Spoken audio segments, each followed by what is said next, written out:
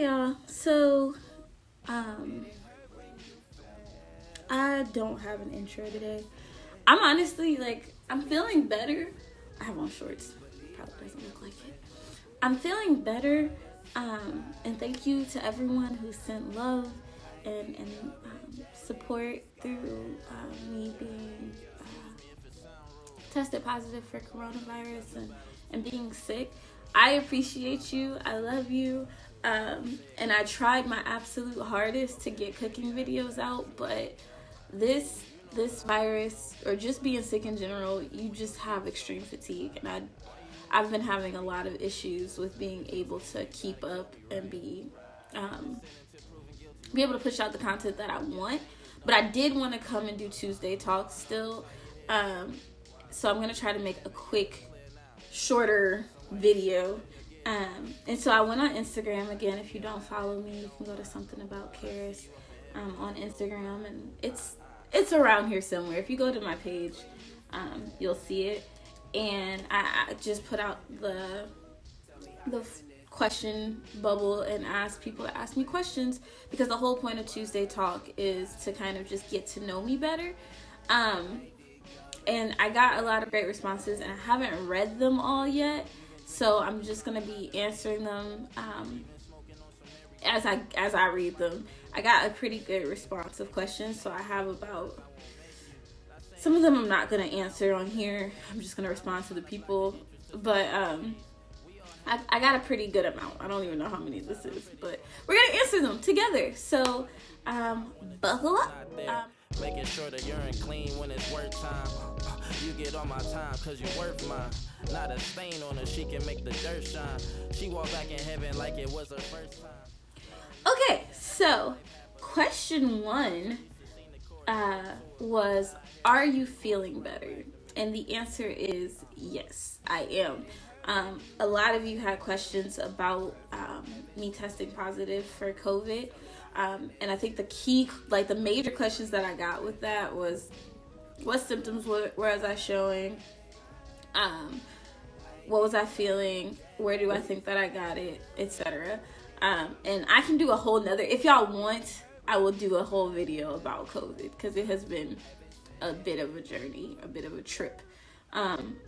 Nothing too crazy. I wasn't on a ventilator or anything like that. I don't want to hold suspense there. I was not hospitalized, but which, there are cases where that happens. But if y'all want to know my experience with COVID, let me know, and I'll be happy to make a separate video on that. But to answer your question, I am feeling much better. Thank you. And then I think the next question was actually really, really deep, and it was, does trauma leave its mark on you forever? Will a day come that is not haunting me? And that is going to be one of those questions that we have a separate conversation about. So I'll give a short answer. I don't know if trauma leaves its mark on you forever. I like to think that it does leave a mark. And I have my theories about that. And again, we can take that conversation to another video, or just to me responding directly to that person, because that one got deep really fast. That was the very next question. Moving right along. How do you make time to sit back and meditate? How do you make time to sit back and meditate? I have found the value in meditating, and I don't always necessarily have time, but I think meditating and deciding meditating is important for me and how I start my day. I adjust my schedule to make time for it. So I usually get up to take Gracie out at 6:30, and that's what wakes me up. She is my wake-up call. She's my alarm. And so I don't have time to meditate when she needs to go to the bathroom. So we go out, we take our walk, and then when I come back, I get her food or whatever and get her situated, and then I meditate. I do struggle with it, which is why I like to go on live and do it with you all, because it holds me accountable. And I just enjoy doing it with other people. I've experienced doing it on my own and trying to hold myself accountable. It's just always better when you have someone with you. Who taught you how to cook? So everyone in my family, for the most part, can cook. My mom did not do the majority of cooking growing up. My dad did, and he was very creative in the kitchen. So he was really into like making like his signature sandwiches and things like that. He has something called a Keefy burger, and Beyonce burgers. Like he makes like dry rubs and experiments with like a lot of different things. And so I think seeing how much fun he had in the kitchen is kind of what sparked my interest. And like I said, my mom wasn't a primary cook like all the time, but she can throw down too. Like when she's in the mood and she wants to, she's just like an amazing like comfort food maker, like that feel good deliciousness that you need, like, you know, if you're sick or you had a long day, she makes that kind of food that just kind of makes you feel good on the inside. And so that's kind of where like playing around with like my tips and tricks with cooking came from. So when I experiment and stuff, that comes from my dad, but like when I'm like using creativity as far as like finding nice like little tips and tricks to make things taste better and up the quality, or like doctoring up box mixes and things like that, I definitely get that from my mom. And then learning to cook things from scratch, which if most of you who do know me know that I try to make a lot of things from scratch. I get that from my grandparents. My great grandma, both of my grandmas, like on my mom and dad's side, are amazing cooks and bakers. And so I get that love and that ability from them. Like that knowledge comes from being in the kitchen and learning from them. What is your favorite food item to make? I get that question a lot, and honestly, honestly, my favorite thing to make is lamb. Because for a very long time, I didn't eat lamb. I didn't like lamb. I wouldn't eat gyros. I just did not like lamb. And then I tried to make it myself, and now I love it, and I eat it all the time. Lamb is like one of my favorite proteins. I just have to make it. So I guess lamb is like one of those things where it's just like, I have to make it myself, and I enjoy making it myself. I always love how it turns out. And I really do want to experiment with different cuts of lamb and different recipes with lamb. So definitely lamb. It's like my favorite to work with thus far, especially like on the protein side. When you're tired of chicken and beef on everything, lamb is like a great switch up. So I lost track. Where are we? What are things you are passionate about? Okay, so as you know, I try to be very food centric, especially for this page. And if you've been following me for a long time on Instagram, or if you know me personally, you know that I'm gonna try to feed you all the time. That's my thing. That's my jam. That's my jazz. That's who I am. I'm very passionate about food. But when you get to the heart of that, I'm passionate about community. And to me, feeding people is an act of service. It's an act of love. It's an act of vulnerability. Sitting around a table fosters a sense of community. Breaking bread with someone fosters a sense of friendship and family. And so I'm very, very passionate about uniting as a community. And I'm very passionate about building a table that is big and long enough for everyone to sit at. Like, I'm very passionate about feeding. Very, very passionate about feeding people. Always looking for new ways to feed people more effectively, more affordably, more holistically. Like, I really do like the idea of more people from less advantaged neighborhoods, less advantaged households being able to eat whole foods and nourish their bodies in a way that's beneficial to them. And like, if you eat well, it affects your mental, it affects your physical, it affects your emotional ability to just kind of recoup. So I'm very big on that. I eat bad food, I eat junk food, I eat anything that tastes good, but I do know the value of eating holistically. So I'm passionate about that. Other things that I'm passionate about. So I lost my train of thought. I'm passionate about food, but I'm also passionate about HR and like human resources, and mostly as it pertains to like hiring felons and ex-cons and people with disabilities and people who have like age isn't on their side and things like that. Those kind of things are really important to me, and I'm a very, very big advocate for the hiring of ex-cons and felons, because it's really, really hard. The system is set up for people who have paid their debts to society to be penalized pretty much for the rest of their life and eventually turn back to crime.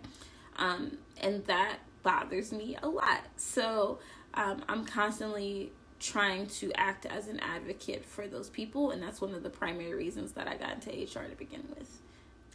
And lastly, because obviously this is like a meaningful question for me. I'm very, very passionate about mental health. So we do the meditation in the mornings. I'm considering just going live every morning when I meditate. Y'all can join me if you want. If you don't, my eyes are closed. I'm meditating, so it doesn't really matter to me. But if that's something that is helpful to other people, like, I'm a big advocate of meditation.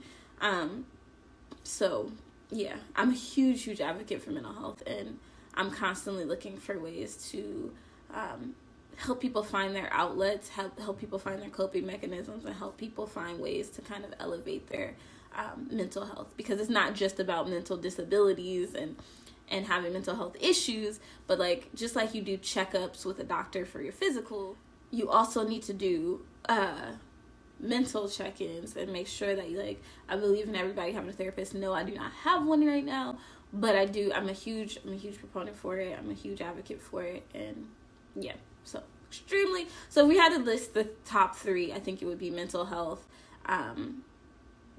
the hiring, the school to prison pipeline and thereafter, so like hiring ex-cons and felons, and then, or HR if you want to just bottle that up, and then food. Feeding people. So next we have, as humans, why do we overcomplicate life? And this came from one of my favorite humans, my papa. Shout out to Derek. And we have these kind of conversations all the time. I miss our conversations if you're watching this. But I don't know what gave y'all the impression that I was like answering the key questions to life like that, but I'm happy to discuss, and feel free to join this discussion in the comment box. Y'all do not leave a ton of comments, but I would really love to have actual conversations in the comments below. But I feel like there's a really good book that answers this question, and it's called What If This Were Enough? And it's around here somewhere, and I'll definitely show y'all this, but it answers that question a little bit. It's just like, I feel like a lot of us feel like this just isn't enough, like there has to be more, there has to be this, and I feel like we just have this culture,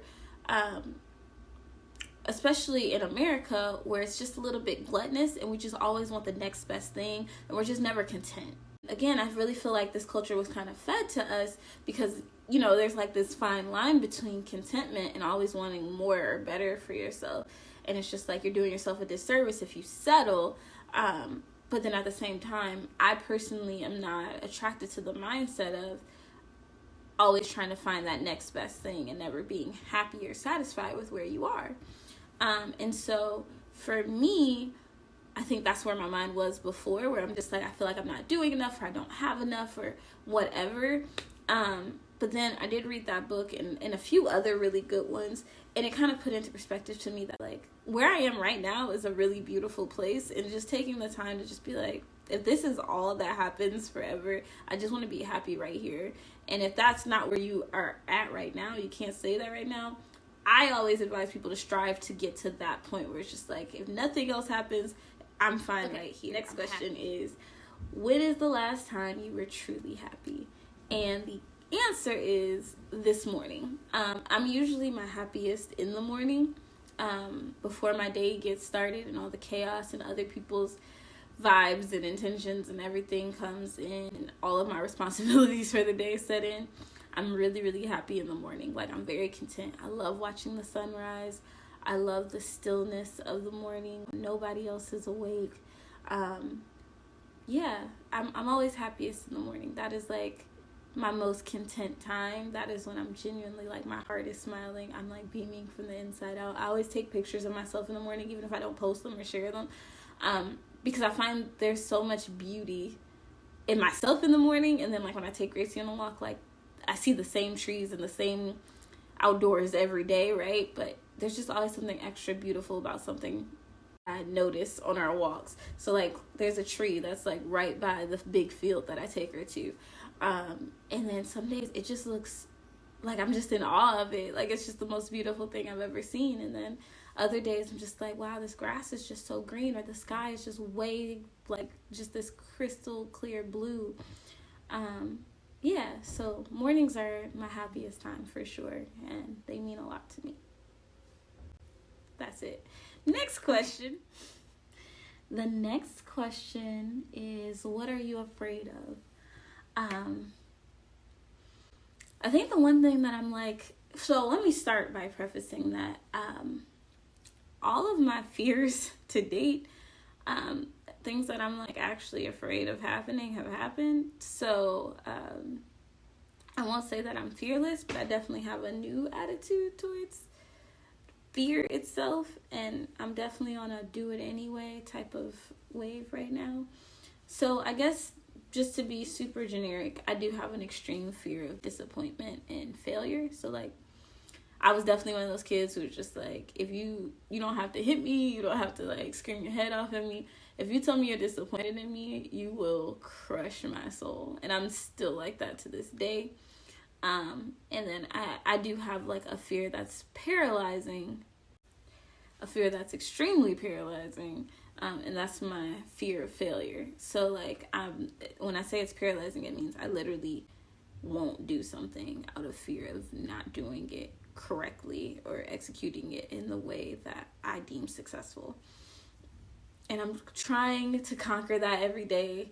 And people who are closest to me constantly are sending me affirmations and words to encourage me to push through that. And I am trying to push through that. That's what I'm doing with the YouTube channel. Like, I feel like some people, they take off and they go viral and they have all these subscribers right away, right out the bat. And I'm just like, wow, I'm not interesting enough, or I'm not editing correctly. And, you know, when I don't get the engagement I want, or my videos don't get the views that they want, I do consider it a failure. And it does make me want to just like delete the channel and act like it never happened.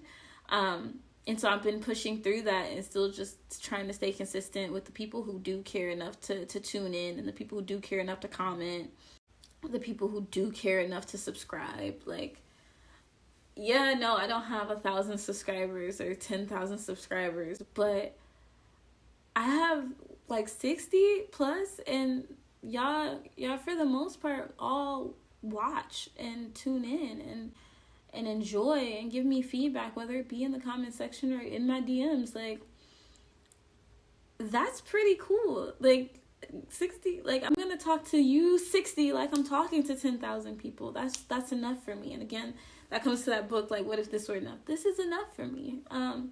Because I wanted to share my stories. I wanted to share my personality. I wanted to share my cooking videos. I wanted to open up my kitchen to you all, and I'm doing that. And so I've found myself to kind of shake that fear and just be like, I'm really proud that I'm making something that 60 plus people enjoy. That's pretty cool, and I'm gonna treat it as such. How do you keep going? I think this is the last question.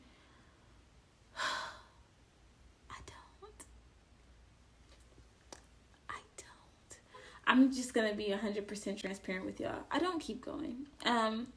Like sometimes I try try the hardest to push through, but some days I just don't. I do like hard resets where I'm just like, I'm in bed all day and I'm not doing anything.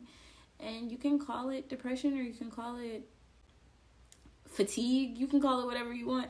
But some days I'm just like, I can't. Like, I have days where I go to work and I can't do any work, or I can't talk to anybody. I don't feel like it. Or I just can't. I can't do the things I love. I can't get in the kitchen and cook. That's just the reality. But I think what's more important than like finding ways to just keep going and pushing yourself is to lean into those times when you don't want to keep going.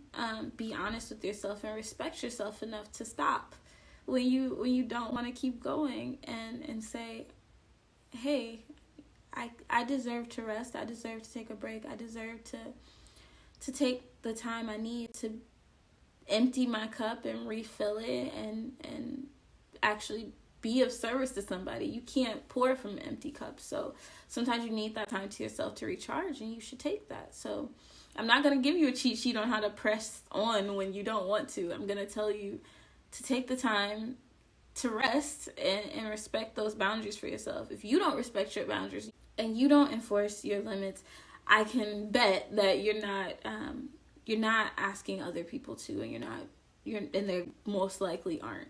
So respect yourself enough, love yourself enough to understand what your body is telling you, and when you don't want to keep going, stop. Like, you're allowed to stop, you're allowed to rest, you're allowed to pause, you're allowed to do hard resets. And if you wake up and it's a new day, then pick up from there. Like, that's a blessing, and you can keep going after that. But just be forgiving and be kind to yourself, and know that you're allowed to stop, and you're allowed to pause, and you're allowed to do the hard resets, and you're allowed to start over. There's no age limit, there's no time limit, they're all made up. Just do things at the pace that makes the most sense for you and your mind and your body. Sorry for the abrupt end to the video, but that is all of the questions. So thank you for watching. Thank everyone who submitted questions. And I'll meet you back here soon on Friday for Crème de la Crème. Bye!